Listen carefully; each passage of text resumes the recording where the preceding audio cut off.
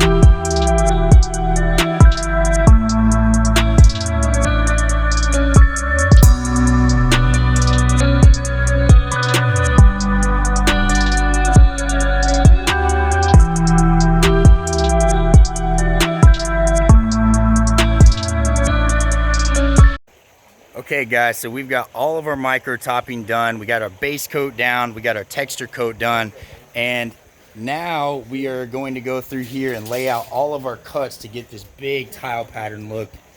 So just to point out a few things here, we have some cuts that are decided.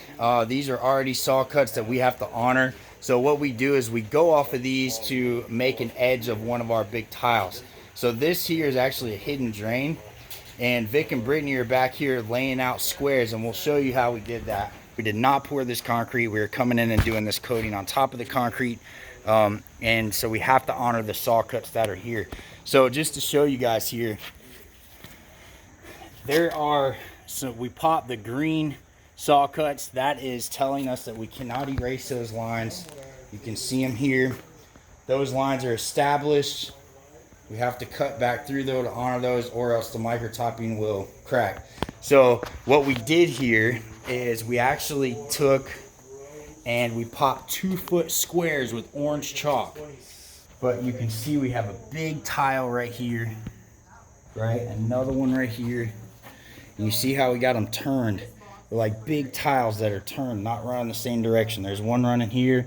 That's the same direction, but again, you kind of have to work with what you have and make all this stuff fit in here. So and then I go back through here just with the rag and a bucket of water, and we basically just erase the lines that we don't want to cut.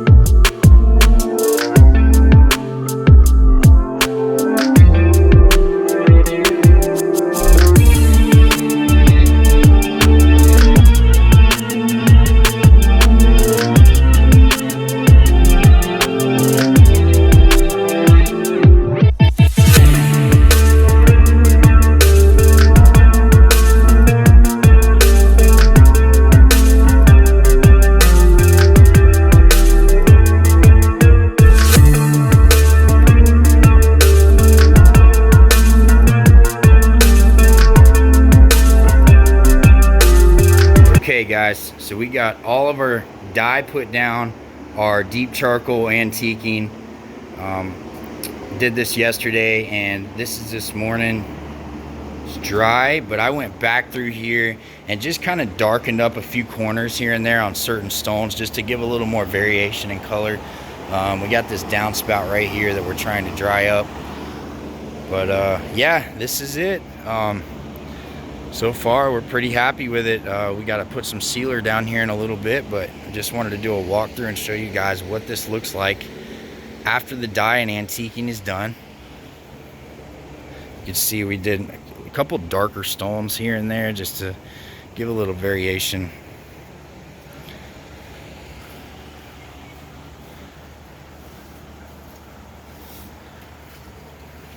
Yeah, super happy with it. There's the boss right there, Miss Future Bass.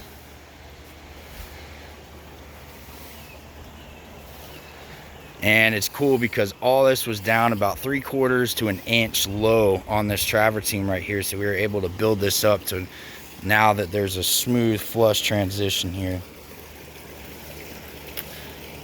A few spots to dry up and we'll throw some sealer on this thing and call it done.